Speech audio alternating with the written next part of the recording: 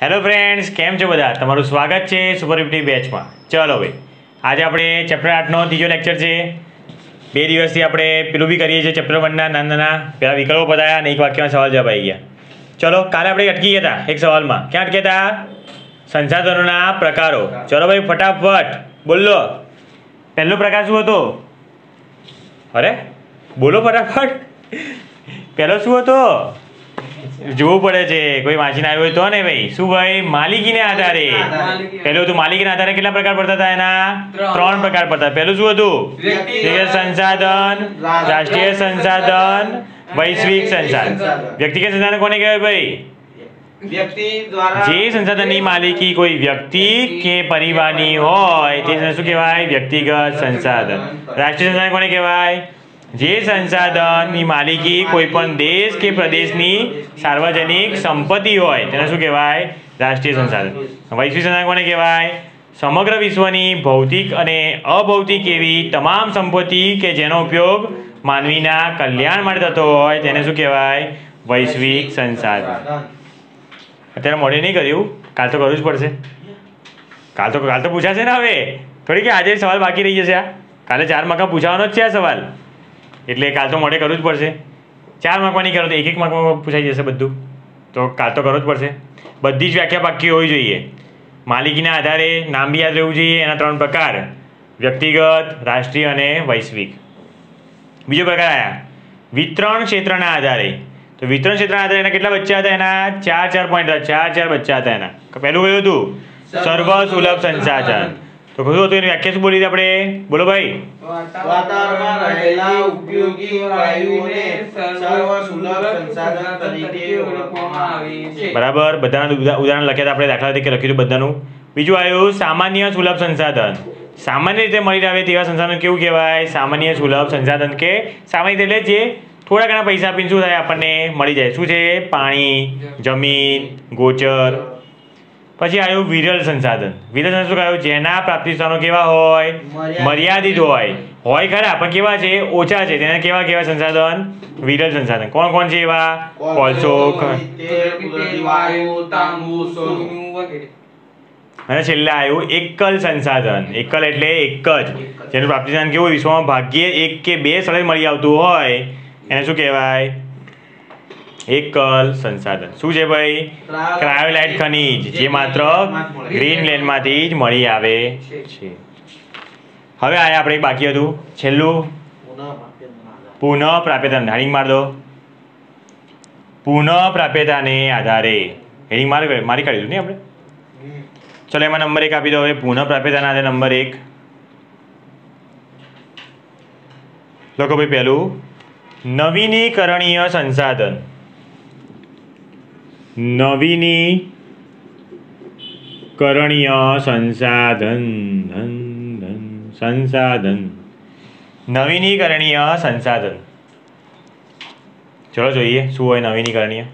આના 2 બચ્ચા છે. ભાઈ આ પ્રકારના 2 જ છે, એટલે તમારે સારું જ છે. લખો જે સંસાધનો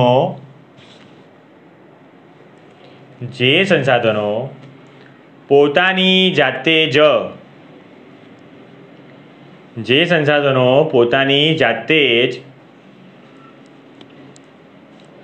ચોક્કસ સમયમાં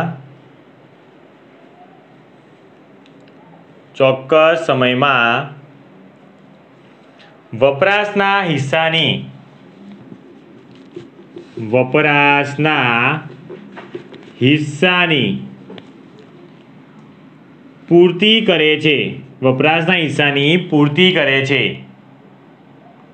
જે સંસાધનો પોતાની જાતે જ ચોક્કસ સમયમાં વપરાશના હિસ્સાની પૂર્તિ કરે છે. એવા સંસાધનો જે આવે વાપરીએ એટલું પાછું આવી જાય, ઓટોમેટિક પાછું આવી જાય એવું કહે છે. અર્થાત અખૂટ હોય છે. અર્થાત કેવા હોય ભાઈ?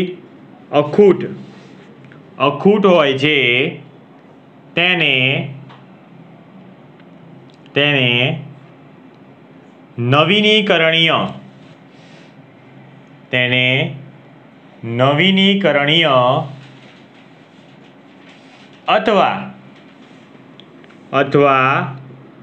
પુનઃ પ્રાપ્ય સંસાધન કહે છે. તેને નવીનીકરણીય અથવા પુનઃ પ્રાપ્ય સંસાધન કહે છે. તેને નવીનીકરણીય અથવા પુનઃપ્રાપ્ય સંસાધન કહે છે. શું કહેવાય? જે કેવા સંસાધનો જેની શું થાય વપરાશી હિસ્સો શું થાય ચોક્કસ સમયમાં એની જે વપરાશ થયો હોય શું થાય પૂર્તિ થઈ જાય. એટલે જેટલું વપરાયું હોય એટલું શું આવી જાય પાછું. આપી શકો ઉદાહરણ? વાયુ કહી શકાય. પાણી સૌથી મોટું ઉદાહરણ. પાણી વાપરી દઈએ પાછું આવી જાય છે ને. વરસાદ પડે પાછું આવી જાય, વપરાઈ જાય પાછું આવી જાય. સૂર્ય જેટલું વાપરીએ. વૃક્ષના પાન કેટલે કામમાં આવતા હોય છે આપણને, તોડીએ પાછા આવી જાય. ઘાસ છે. લખો ભાઈ નવા મુદ્દામાં લખો. દાખલા તરીકે ઝાડ, અલ્પવિરામ પશુ પક્ષીઓ અલ્પવિરામ પાણી, સૂર્યપ્રકાશ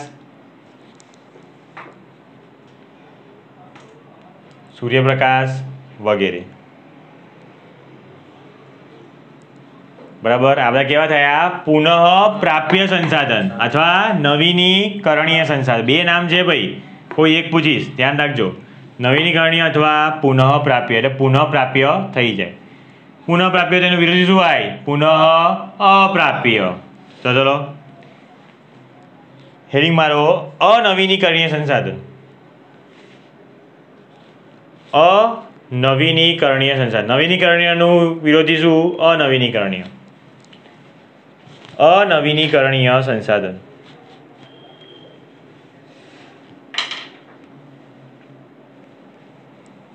લખ્યો તો જે કુદરતી સંસાધનો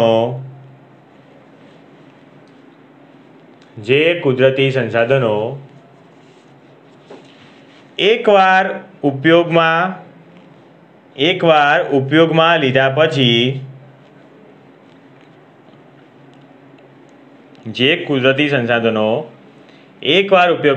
પછી પુનઃ ઉપયોગમાં લઈ શકાતા નથી. પુનઃ આવી લખાય ભાઈ. પુનઃ હ ના લખતા પાછા. પુનઃ ઉપયોગમાં લઈ શકાતા નથી. અર્થાત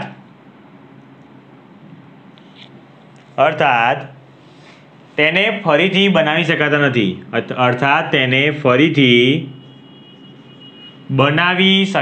નથી.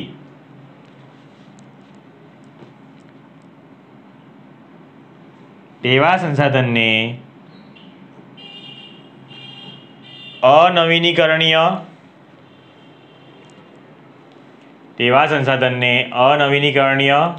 અથવા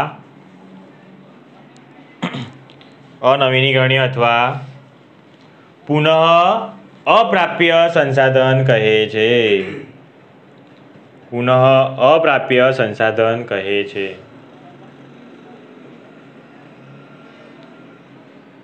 દાખલા તરીકે નવો મુદ્દો. દાખલા તરીકે કયા છે ભાઈ? શું? શેમ્પુ કે કઈ? કોલસો, પેટ્રોલ, ખનિજ તેલ, કુદરતી વાયુઓ જે જમીનમાંથી નીકળે છે ને એ જમીનમાંથી જેટલું હતું નીકળી જાય પછી નીકળે પછી ખતમ થઈ જાય. પછી કેવા છે? પુનઃ અપ્રાપ્ય. એકવાર વપરાય પછી પાછા આપણને ના મળે. થાય છે એવું? પેટ્રોલ આપણે નાખીએ એક્ટિવામાં પછી ચલાવીએ પાછું આવે પેટ્રોલ પાછું બને પાછું? એ ગયું. તો કે દાખલા તરીકે કોલસો, અલ્પવિરામ ખનિજ તેલ, અલ્પવિરામ કુદરતી વાયુ વગેરે.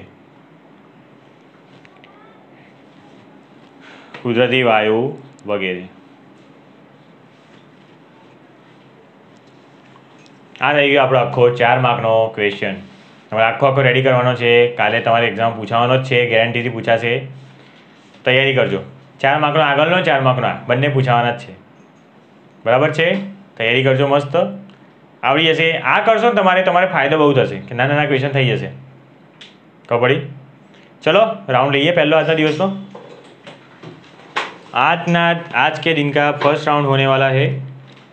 भाई और बहनों रेडी हो जाइए, आज प्रेम और संजय के बीच घमासान युद्ध होने वाला है। देखते हैं किसमें कितना है दम। છેલ્લો કયો લખાયો તો? છેલ્લો કયા પુષ્પોએ માનવ જીવનને ખૂબ સુંદર સુવાસિત ઓકે, પહેલો છે ભાઈ સંજય માટે સવાલ છે, આપણા સ્વાતંત્ર્ય સંગ્રામના વારસા તરીકે ઓળખી શકાય છે એવા કયા છે? કયા સ્થળ છે જેને સ્વાતંત્ર્ય સંગ્રામના તરીકે વારસા તરીકે ઓળખવામાં આવે છે? સાબરમતી આશ્રમ, દાંડી, વર્ધા, શાંતિનિકેતન, દિલ્હી વગેરે વગેરે રાઈટ છે? ઓકે રાઈટ છે ભાઈ, લખો સવાલ લખો। આપણા સ્વાતંત્ર્ય સંગ્રામના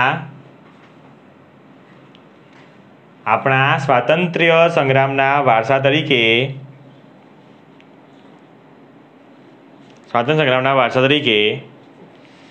કયા સ્થળોને ઓળખવામાં આવે છે?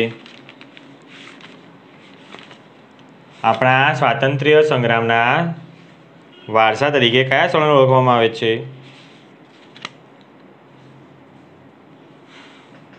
લખી દો જવાબ। સાબરમતી આશ્રમ, અલ્પવિરામ દાંડી,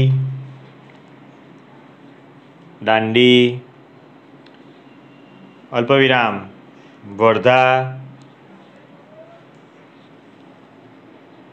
અલ્પવિરામ શાંતિનિકેતન અને દિલ્હી વગેરેને સ્વાતંત્ર્ય સંગ્રામના વારસા તરીકે ઓળખી શકાય છે। વગેરેને સ્વાતંત્ર્ય સંગ્રામના વારસા તરીકે ઓળખી શકાય છે।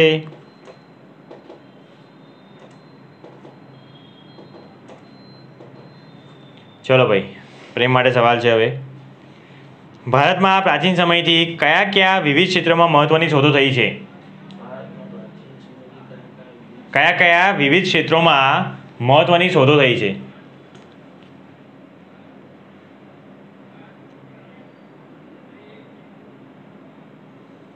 દસ સેકન્ડ સ્ટાર્ટ। સંજયને આવડતું તે બોલી શકે છે।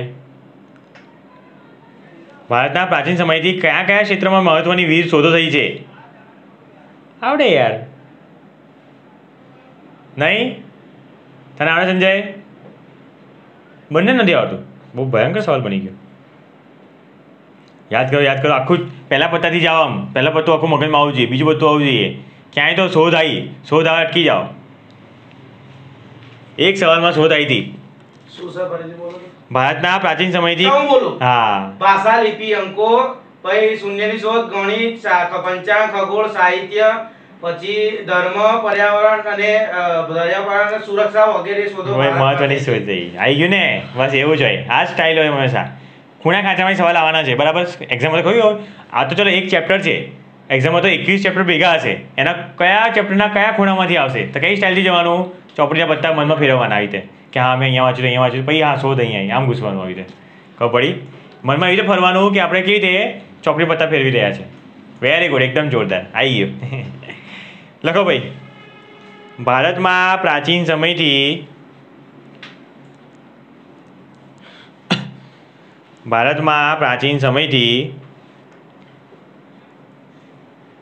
કયા વિવિધ ક્ષેત્રોમાં મહત્વની શોધો થઈ છે?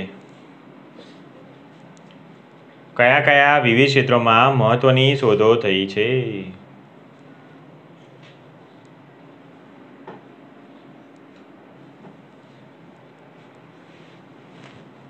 લખી દો જવાબમાં। ભારતમાં પ્રાચીન સમયથી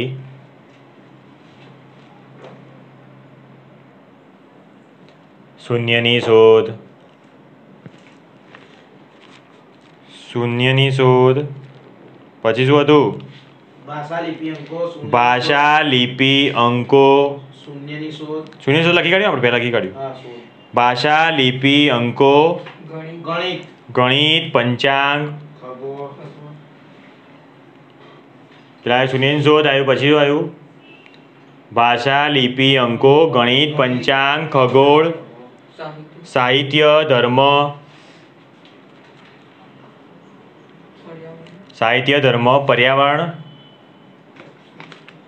પર્યાવરણ અને સુરક્ષા જેવી મહત્વની શોધો થઈ છે. સુરક્ષા જેવી મહત્વની શોધો થઈ છે. એક એકની બરાબરી. ચાલો ભાઈ, એક થયું ને, પહેલો રાઉન્ડ તો પત્યો. એક એકની બરાબરી થઈ ને, એક એકની બરાબરી એમ.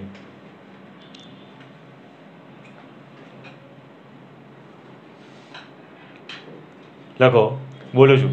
ગુજરાતમાં સાંસ્કૃતિક વારસામાં સાંસ્કૃતિક, પૌરાણિક અને પુરાતત્વીય મહત્વ ધરાવતા સ્થળોમાં મુખ્ય કયા કયા છે? લોથલ, રંગપુર, રોજડી અને ધોળાવીરા.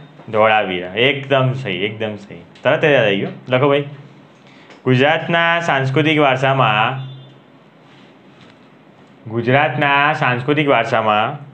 સાંસ્કૃતિક, પૌરાણિક અને પુરાતત્વીય મહત્વ ધરાવતા સ્થળો મુખ્ય કયા કયા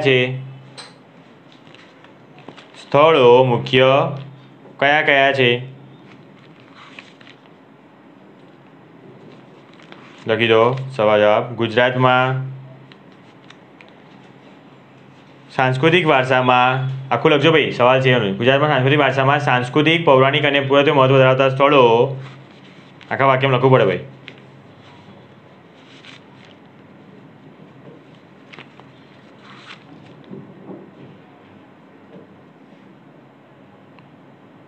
મહત્વ ધરાવતા સ્થળો કયા કયા હતા ભાઈ? લોથલ, અલ્પવિરામ રંગપુર, રોજડી, રોજડી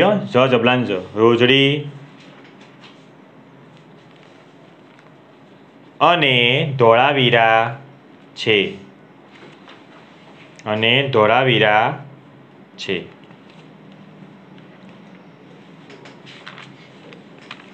ચલો, 2-1 આગળ છે સંજય. હવે આવ્યો છે પ્રેમ માટે સવાલ. ઐતિહાસિક મહત્વ ધરાવતા જોવાલાયક સ્થળોમાં અમદાવાદ ખાતે કયા કયા સ્થળો છે? ઐતિહાસિક મહત્વ ધરાવતા જોવાલાયક સ્થળોમાં અમદાવાદમાં આવેલી જામા મસ્જિદ, હઠીસિંહના ડેરા, સીદી સૈયદની જાળી અને ઝુલતા મિનારા. 4-4, વેરી ગુડ. લખો ભાઈ, છે ને બધા મોટા સવાલમાંથી એક બન્યા નહીં આપણે? ઐતિહાસિક મહત્વ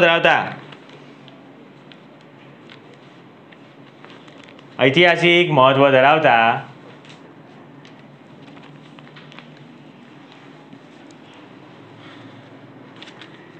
જોવાલાયક સ્થળોમાં અમદાવાદ ખાતે કયા કયા સ્થળો છે? ઐતિહાસિક મહત્વ ધરાવતા જોવાલાયક સ્થળોમાં અમદાવાદ ખાતે કયા કયા સ્થળો છે?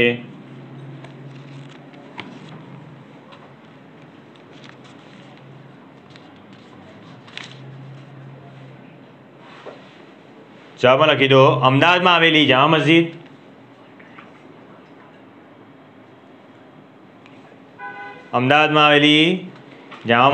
અલ્પવિરામ ઝુલતા મિનારા, અલ્પવિરામ સીદી સૈયદની જાળી અને હઠીસિંહના ડેરા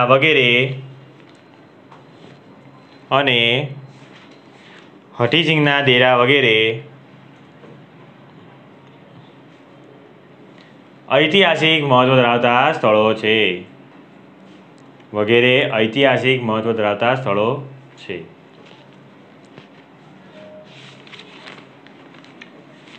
ચાલો ભાઈ, 2-2ની બરાબરી પર પહોંચી ગયા છે બંને ભાઈઓ બહેનો. ચલો, ત્રીજો સવાલ, લાસ્ટ રાઉન્ડ. ગુજરાતમાં સાંસ્કૃતિક વારસાના ધાર્મિક, સામાજિક અને પ્રવાસલક્ષી સ્થળોમાં કયા કયા સ્થળો પ્રચલિત છે?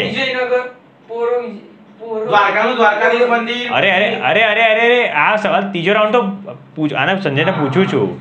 એ સવાલ તો કંઈ અલગ હશે, હું પૂછી જતો અલગ હશે, નાનો હશે. આ તો સંજય માટે. બોલ ભાઈ. ગુજરાતના સાંસ્કૃતિક વારસાના ધાર્મિક, સામાજિક અને પ્રવાસલક્ષી સ્થળોમાં કયા કયા સ્થળો પ્રચલિત છે?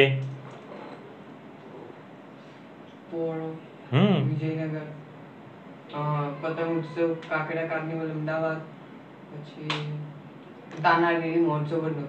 Okay, perfect. લખો ભાઈ સવાલ.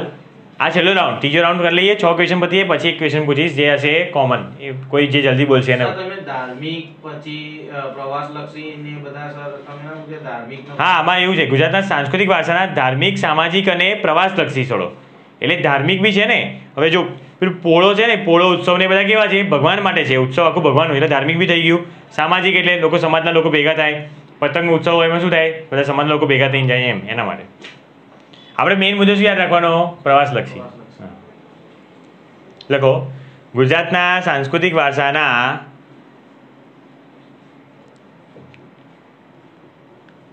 ધાર્મિક, અલ્પવિરામ સામાજિક અને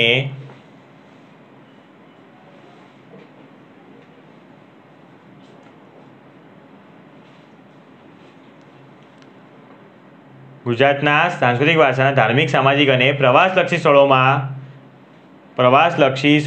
કયા કયા સ્થળો પ્રચલિત છે? કયા સ્થળો પ્રચલિત છે?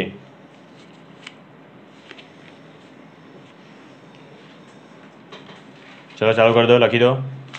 ભારતના સાંસ્કૃતિક વારસાના ધાર્મિક, સામાજિક અને પ્રવાસલક્ષી સ્થળોમાં, એ તો સવાલનો સવાલ ઉતાર દો. ગુજરાતના, હા ભાઈ ગુજરાતના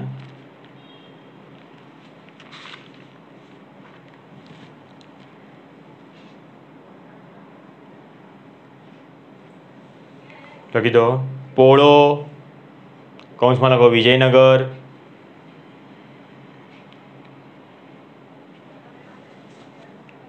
પતંગોત્સવ અને કાંકરિયા કાર્નિવલ અમદાવાદ, પતંગોત્સવ અને કાંકરિયા કાર્નિવલ અમદાવાદ, મારું અમદાવાદ. અલ્પવિરામ તાનારીરી મહોત્સવ વડનગર,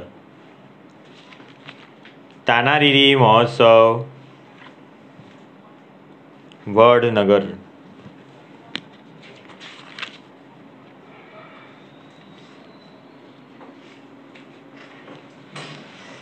ચલો છેલ્લો ક્વેશ્ચન, ત્રીજો રાઉન્ડ બાકી ના ગયા ને. ગુજરાતના કયા સ્થળોને જૈન અને બૌદ્ધ ધર્મની ગુફાઓ જોવા મળે છે? ગુજરાતમાં વડનગર, તારંગા, ખંભાળિયા, જુનાગઢ, શામળાજી, કોટેશ્વર, તળાજા અને ઝઘડિયા વગેરે સ્થળોએ જૈન અને બૌદ્ધ ગુફાઓ જોવા મળે. બૌદ્ધ ધર્મની ગુફાઓ જોવા મળે છે. ચાલો ભાઈ, હા તો ઈઝી ક્વેશ્ચન મળે નહીં. અઘરો ક્વેશ્ચન તો હવે આવશે જે હશે કોમન. લખો ભાઈ ગુજરાતના કયા સ્થળોએ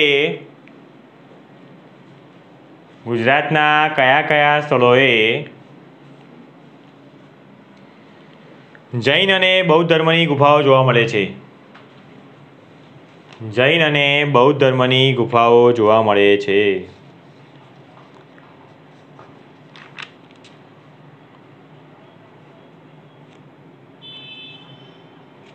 લખી દો.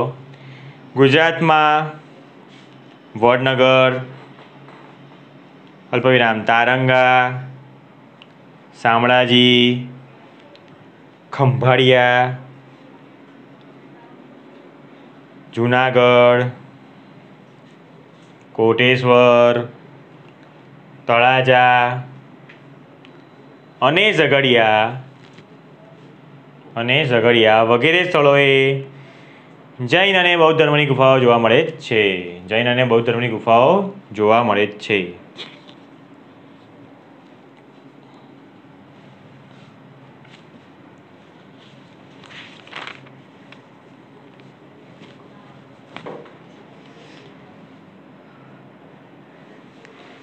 भाई और बहनों, हाथ थाम के बैठिए. आपके बीच आ रहा है फाइनल क्वेश्चन, जिसमें पता चलेगा कौन बनता है करोड़पति. बोल दो. ભારતના સૌથી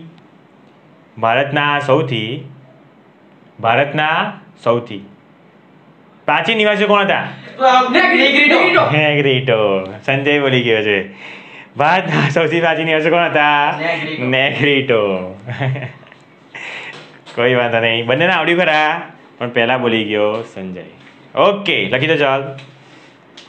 ભારતના સૌથી પ્રાચીન નિવાસીઓ કોણ ગણાય છે? ભારતના સૌથી પ્રાચીન નિવાસીઓ કોણ ગણાય છે? તો જવાબ में लिखा जाए ભારતના સૌથી પ્રાચીન નિવાસીઓ 3 નામ હતા ભાઈ. નેગ્રીટો, નીગ્રો અને હપ્સીઓ. નેગ્રીટો, નીગ્રો અને હપ્સીઓ 3 लिखा जाए. ભારતના સૌથી પ્રાચીન નિવાસીઓ નેગ્રીટો અથવા નીગ્રો અથવા હપ્સીઓ ગણાય છે. ભારતના સૌથી પ્રાચીન નિવાસીઓ નેગ્રીટો અથવા નીગ્રો અથવા હપ્સીઓ ગણાય છે.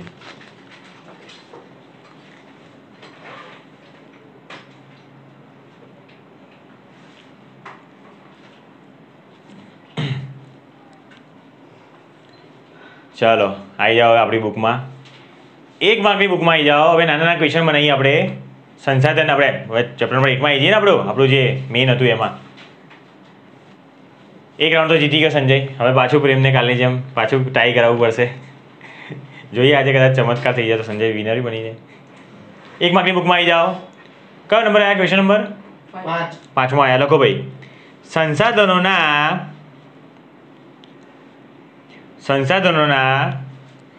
વિતરણ ક્ષેત્રના આધારે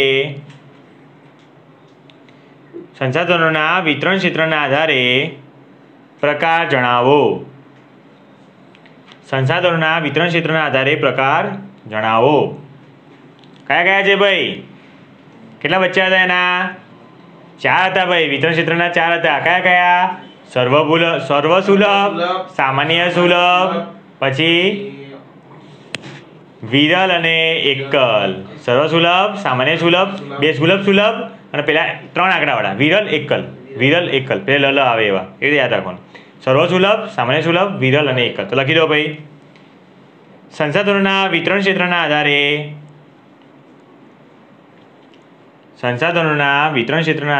4 પ્રકાર છે. સંસાધનોના વિતરણ ક્ષેત્રના આધારે 4 પ્રકાર છે. ભાઈ 4 અલગ લાઈનમાં લખજો ભાઈ. 4 અલગ લાઈનમાં થોડું લાગવું જોઈએ મોટું. નંબર 1 સર્વસુલભ સંસાધન.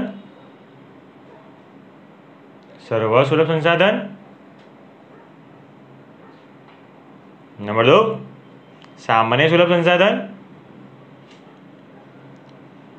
નંબર 3 વિરલ સંસાધન.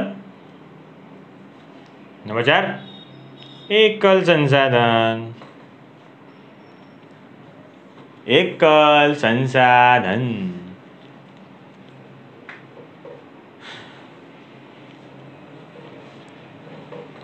જો ભાઈ એક વસ્તુ ધ્યાન રાખજો.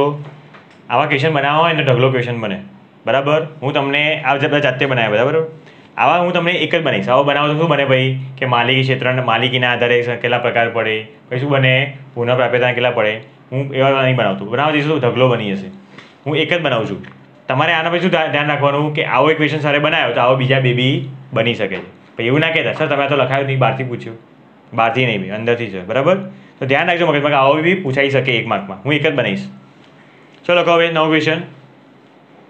નવીનીકરણીય સંસાધન કોને કહેવાય? વ્યાખ્યા લખવાની છે ભાઈ. નવીનીકરણીય સંસાધન કોને કહેવાય?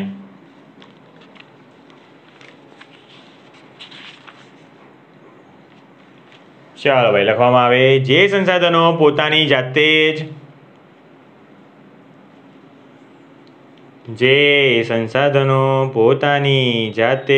ચોક્કસ સમયમાં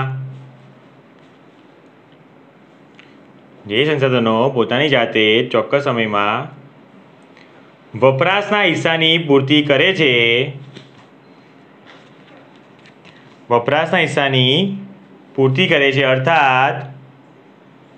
અર્થાત અખૂટ હોય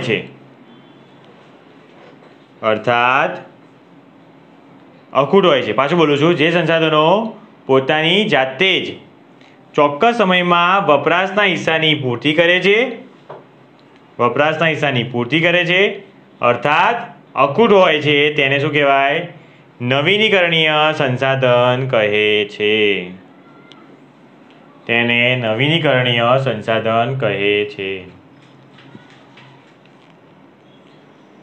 નવીનીકરણીય સંસાધન કહે છે. પૂછ્યું નથી, ઉદાહરણ પૂછ્યા નથી, પણ તો બી આપણે ટપકાઈ દેવાનું ઉદાહરણ. બીજા મુદ્દામાં એક લાઈન છોડીને લખી જ દેવાનું. દાખલા તરીકે સૂર્યપ્રકાશ, આપણે ઓવર સ્માર્ટ બની જ જવાનું. દાખલા તરીકે સૂર્યપ્રકાશ. ચલો બીજો ક્વેશ્ચન. અનવીનીકરણીય સંસાધન કોને કહેવાય? અનવીનીકરણીય સંસાધન કોને કહેવાય? લખી દો. જે કુદરતી સંસાધનો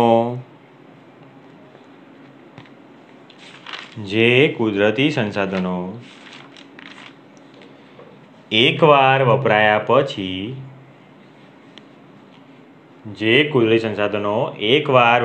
પછી પુનઃ ઉપયોગમાં લઈ શકાતા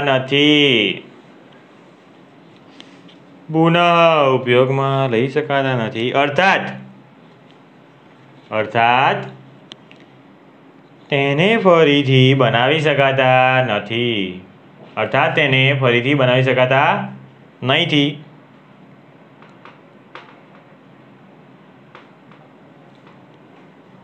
તેવા સંસાધનને અનવીનીકરણીય સંસાધન કહે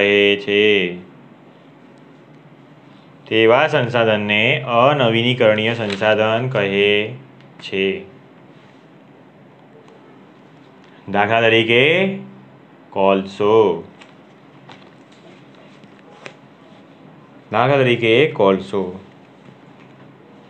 જો ભાઈ આનો સવાલ બનાવો તો પેલો પડે પુનઃપ્રાપ્ય અને પુનઃ અપ્રાપ્ય. વ્યક્તિગત, રાષ્ટ્રીય, વૈશ્વિક એની વ્યાખ્યા બી પૂછાઈ શકે. એ બધા હું નહીં બનાવતો, બરાબર? સમજી જવાનું કે તમારે એ બી આવી શકે છે. તો કાલની એક્ઝામમાં હું એમાંથી કંઈ બી પૂછી શકું છું, બરાબર? તો ધ્યાન રાખજો તમે લોકો. ચલો આવી જાઓ આગળનો ક્વેશ્ચન. 1 માર્કમાં જ. જમીન મકાન વગેરે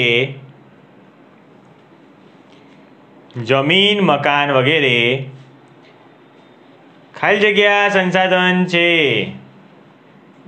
વ્યક્તિગત. શું વાત સંજય છે? ફોર્મમાં છે બાકી યાર. આ તો મને લાગે 2-0 થી હરાવવાનો સંજય. જમીન મકાન વગેરે ખાલી જગ્યા સંસાધન છે. કેવી છે ભાઈ? જવાબમાં લખી દો એરોમાં નીચે. વ્યક્તિગત સંસાધન છે ભાઈ. જમીન માલિક આપણું પોતાનું હોય. વ્યક્તિગત. પેલો કહો આગળનો. લશ્કર અલ્પવિરામ આંતરરાષ્ટ્રીય વેપાર. વગેરે ખાલી જગ્યા સંસાધન છે. વૈશ્વિક ના રાષ્ટ્રીય છે ભાઈ. લશ્કર કઈ હવે આખું વિશ્વનું હોય ભાઈ? આપણા દેશનું પોતાનું હોય ભાઈ.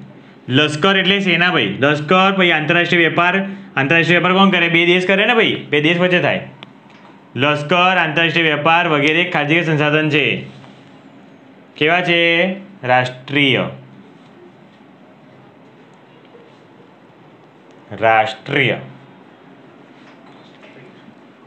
આગળ લખો. વાતાવરણમાં રહેલા ઓક્સિજન અલ્પવિરામ નાઇટ્રોજન વગેરે વાયુઓ ખાલી જગ્યા સંસાધન છે. વાતાવરણમાં રહેલા ઓક્સિજન અલ્પવિરામ નાઇટ્રોજન વાયુઓ વગેરે સંસાધન છે. કયા ભાઈ?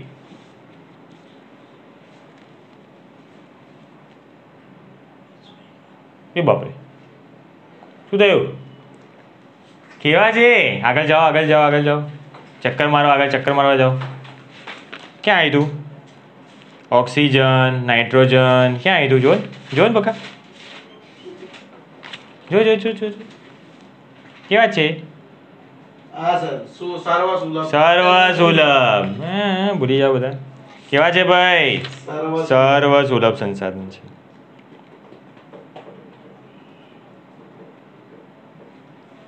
ચલો બીજો લખો. જેના પ્રાપ્તિ સ્થાનો મર્યાદિત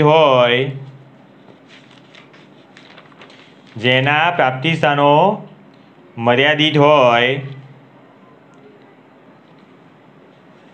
તેવા ખનિજો ખાલી જગ્યાએ સંસાધન છે જેના પ્રાપ્તિ સ્થાનો મર્યાદિત હોય તેવા ખનિજો ખાલી જગ્યા સંસાધન છે. બોલો આ તો શું થઈ ગયું આ લોકોને? જાઓ જાઓ આગળ જાઓ આગળ જાઓ આગળ જાઓ. શોધો શોધો શોધો શોધો. પ્રાપ્તિ સ્થાનો મર્યાદિત કેવા છે? જો જો વાંચો વાંચો વાંચો વાંચો.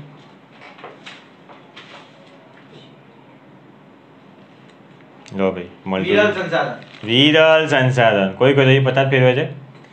વિરલ છે ભાઈ. પ્રાપ્તિ સ્થાન મર્યાદિત કોને કહેવાય? વિરલ. આ તો બધું કાલે પૂછવા જેવું હતું નહીં યાર, કે કાલે બધા મોઢે ગઈ તો મજા આવે. આમાં કોમ્પિટિશન થઈ જાય આપણી, કોમ્પિટિશન રાખતા આમાં. ચલો ભાઈ લખો આગળ. દુનિયામાં ભાગ્યે જ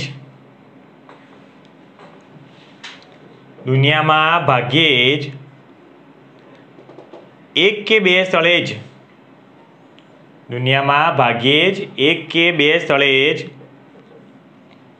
મળી આવતું ખનિજ ખાલી જગ્યા સંસાધન છે. એકલ ખાલી જગ્યા સંસાધન છે. કેવું છે ભાઈ? એકલ. શું કીધું? એકલ એટલે એક કે બે જગ્યાએ. એકલ. ચાલો આગળ. આ તો આપણે એક એક માર્ક કરવાના બધા. આગળ લખો. સૂર્યપ્રકાશ અલ્પવિરામ પશુ પંખીઓ. સૂર્યપ્રકાશ અલ્પવિરામ પશુ પક્ષીઓ વગેરે. સૂર્યપ્રકાશ અલ્પવિરામ પશુ પક્ષીઓ વગેરે ખાલી જગ્યા સંસાધનો કહેવાય ભાઈ. ખાલી જગ્યા સંસાધન કહેવાય. કેવા કહેવાય? નવીનીકરણીય. નવીનીકરણીય. દેખાવ છું ને અંદર? ચલો આગળ વધીએ. જે સંસાધનો અખૂટ હોય છે તેને ખાલી જગ્યા સંસાધનો કહે છે. નવીનીકરણ. પુનઃ પ્રાપ્ય લખી દો. નવીનીકરણીય સંસાધન અથવા પુનઃ પ્રાપ્ય.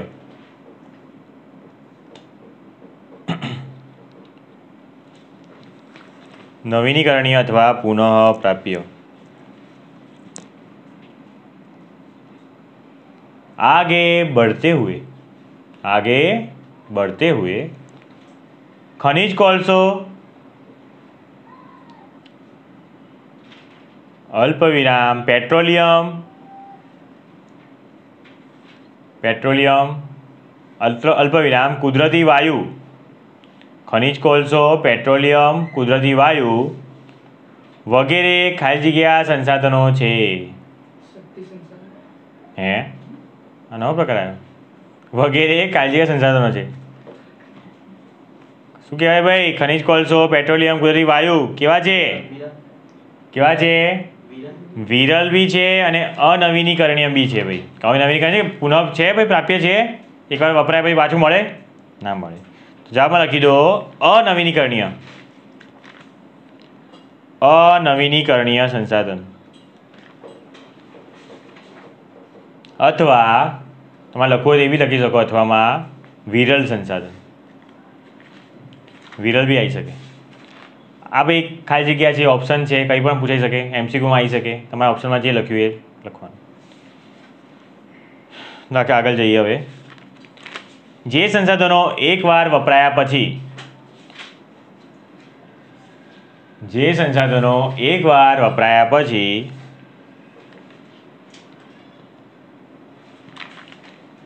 પુનઃ ઉપયોગમાં લઈ શકાતા નથી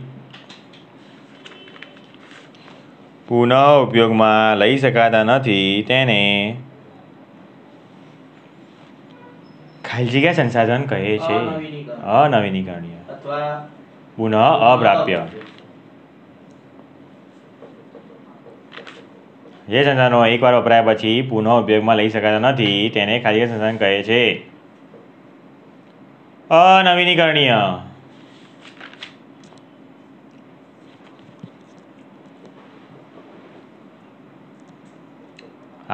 आगे बढ़ते हुए લખો કુદરતી સંસાધનો ખાલી જગ્યા છે. કુદરતી સંસાધનો ખાલી જગ્યા છે. બોલો. પાણી ખાલી જગ્યા છે. ઓપ્શનમાં છે મર્યાદિત કે અમર્યાદિત. કેવા છે?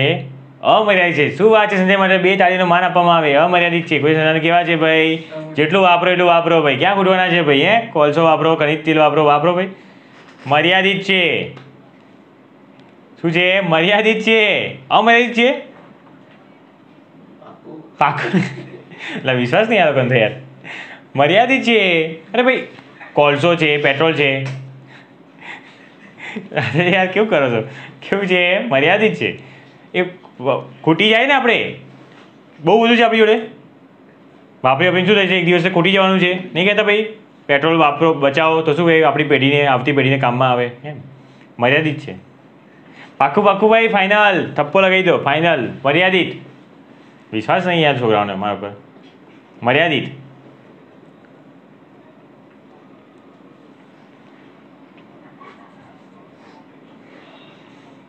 ચાલો ભાઈ આગળ.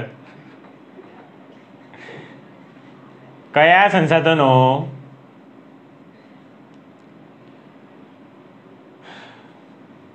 પોતાની મેળે જ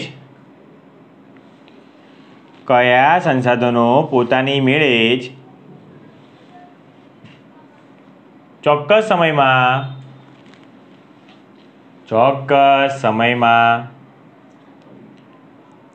વપરાશી હિસ્સાની પૂર્તિ કરે છે? નવીનીકરણીય. કયા સંસાધનો પોતાની મેળે ચોક્કસ સમયમાં વપરાશી હિસ્સાની પૂર્તિ કરે છે? વપરાશી હિસ્સાની પૂર્તિ કરે છે. જવાબમાં લખો નવીનીકરણીય સંસાધનો. પાક્કું ભાઈ? પાક્કું એકદમ પાક્કું.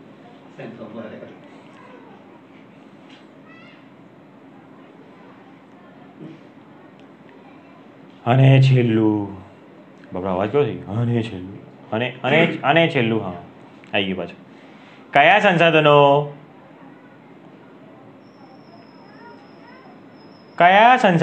એકવાર વપરાયા પછી પુનઃ ઉપયોગમાં લઈ શકાતા નથી? અનવીનીકરણીય. પાક્કું ભાઈ પાક્કું. કયા સંસાધનો એકવાર વપરાયા પછી પુનઃ ઉપયોગમાં લઈ શકાતા નથી? અનવીનીકરણીય સંસાધનો. અનવીનીકરણીય સંસાધનો.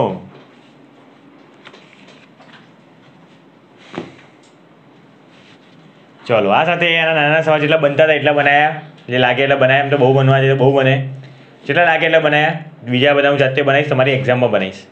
બરાબર? એક્ઝામમાં અલગ આવશે. પછી કહેતા નહીં કે બહારનું પૂછાય હો ભાઈ.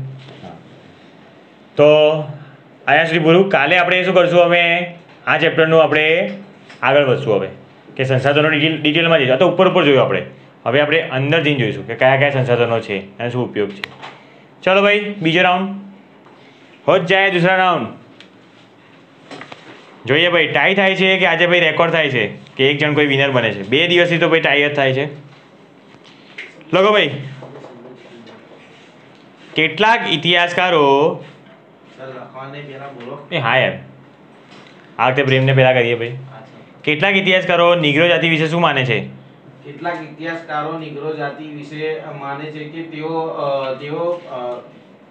આફ્રિકામાંથી બલુચિસ્તાનના રસ્તે થઈ ભારતમાં આવ્યા હતા. સાચું? લો સાચું છે? હા સાચું છે. જો ભાઈ કન્ફ્યુઝ કરું ને ભાઈ યાર. લખો ભાઈ.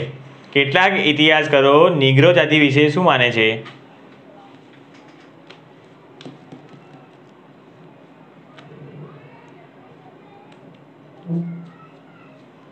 કેટલાક ઇતિહાસકારો નિગ્રો જાતિ વિશે શું માને છે? લખો ભાઈ જવાબ. કેટલાક ઇતિહાસકારો નિગ્રો જાતિ વિશે માને છે કે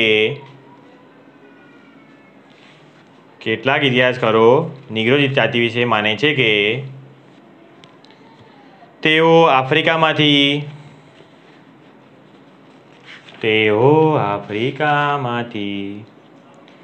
બલુચિસ્તાનના રસ્તે થઈને ભારતમાં આવ્યા હતા. તેઓ આફ્રિકામાંથી બલુચિસ્તાન રસ્તે થઈને ભારતમાં આવ્યા હતા.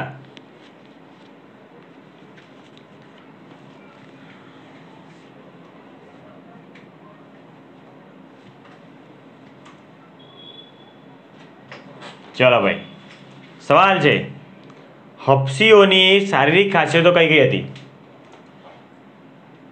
વર્ણક્ષમ, વર્ણિશ્યામ, 4 થી 5 ફૂટ ઊંચા અને માથે વાંકડિયા વાળ ધરાવતા હતા. એ કોની હતી? હપ્સીઓ હતી? હપ્સીઓ નથી. એ કોની હતી ભાઈ? હપ્સીઓ નથી. હા, તો એવું રાખો, ભાઈ, પાકું ભાઈ, પાકું લખો ભાઈ.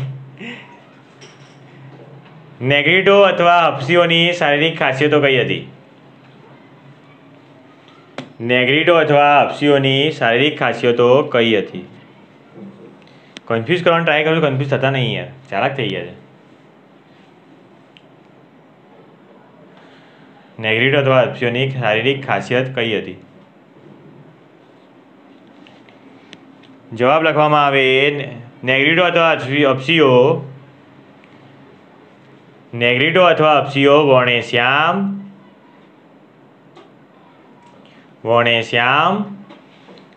અલ્પવિરામ 4 થી 5 ફૂટ ઊંચા,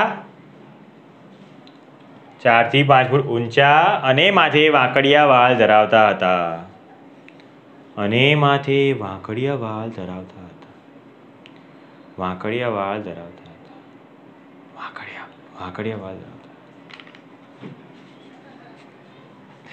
अलग अलग आवाज જોઈએ કેવો આવે છે. चलो भाई, भारतनी आपके लिए सवाल आ रहा है 1 करोड़ रुपए के लिए. ભારતની સંસ્કૃતિ અને સભ્યતાના વિકાસમાં કઈ પ્રજાનો ફાળો વિશિષ્ટ છે?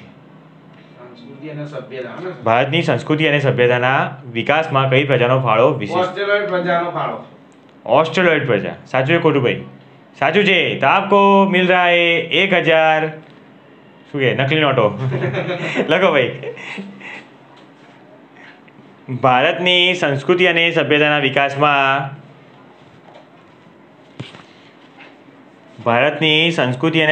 વિકાસમાં કઈ પ્રજાનો ફાળો વિશિષ્ટ છે?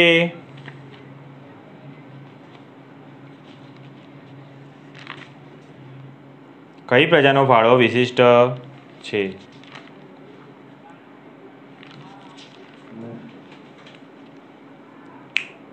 લખો ભાઈ. ભારતની સંસ્કૃતિ અને સભ્યતાના વિકાસમાં ઓસ્ટ્રેલોઇડ પ્રજાનો ફાળો વિશિષ્ટ છે. ભારતની સંસ્કૃતિ અને સભ્યતાના વિકાસમાં ઓસ્ટ્રેલોઇડ પ્રજાનો ફાળો વિશિષ્ટ છે.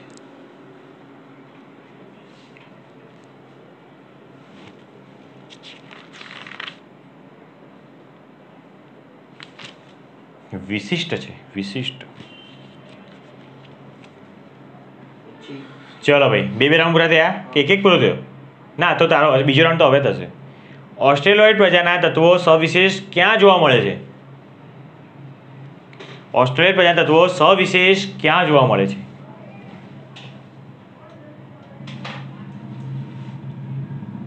ભારતની કોલ અને મુંડા જાતિ, અસમની ખાસી પ્રજા, મ્યાનમાર અને નિકોબારની જાતિઓમાં પણ આ પ્રજાના તત્વો વિશેષ જોવા મળે છે. Very good. બોલી ગયા જોરદાર. એકદમ ખૂણામાંથી કાઢ્યો, એકદમ આમ ખૂણામાં કાઢ્યો આમ ક્વેશ્ચન આવી ગયો. લખો ભાઈ. ઓસ્ટ્રેલિયન પ્રજાના તત્વો સવિશેષ ક્યાં જોવા મળે છે? ઓસ્ટ્રેલોઇડ પ્રજાના તત્વો સવિશેષ ક્યાં જોવા મળે છે?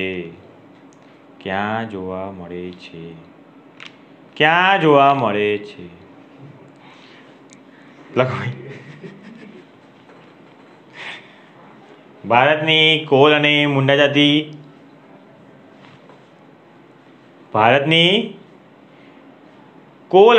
જાતિ, અલ્પવિરામ, અસમની ખાસી પ્રજા, એટલે ખાસી નહીં, ખાવાની ખાસી એ નહીં, જાતિનું નામ છે ભાઈ. અસમની ખાસી પ્રજા, અલ્પવિરામ, નિકોબાર અને મ્યાનમારની જાતિઓમાં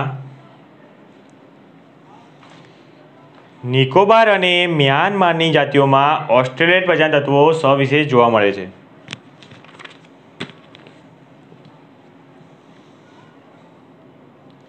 નિકોબાર અને મ્યાનમારની જાતિઓમાં ઓસ્ટ્રેલિયન પ્રજાના તત્વો સવિશેષ જોવા મળે છે.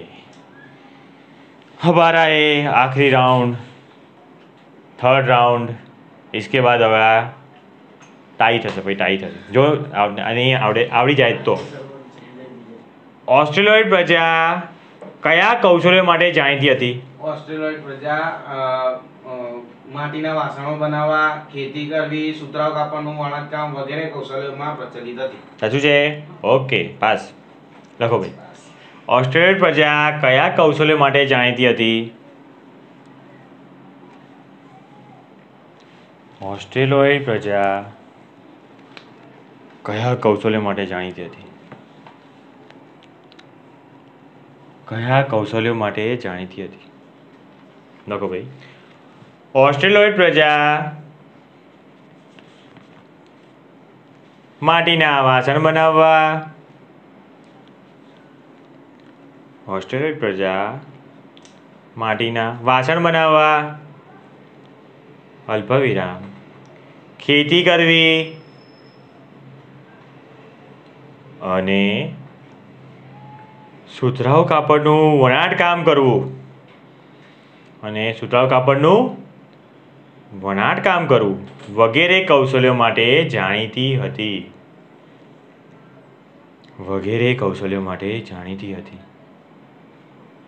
શું હતી? જાણીતી હતી.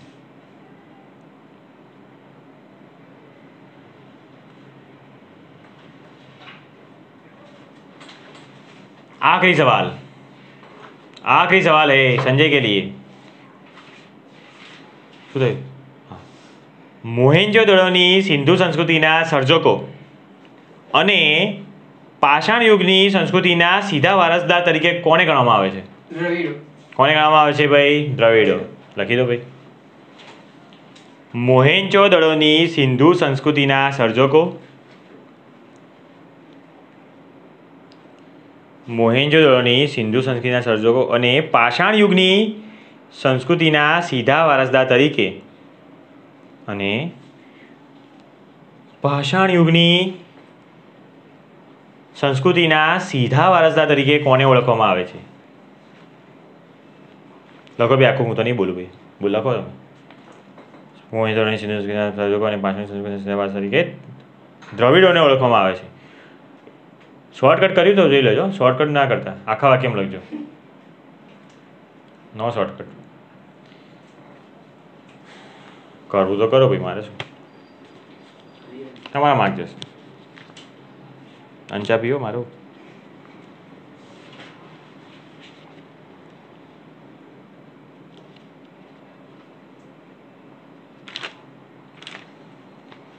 ચલો ભાઈ, હો જ જાય.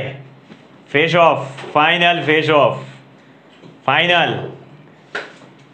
શું આજે 2-0 થશે કે એકની ફરી ટાઈ થશે? શું લાગે છે? 2-0 થશે.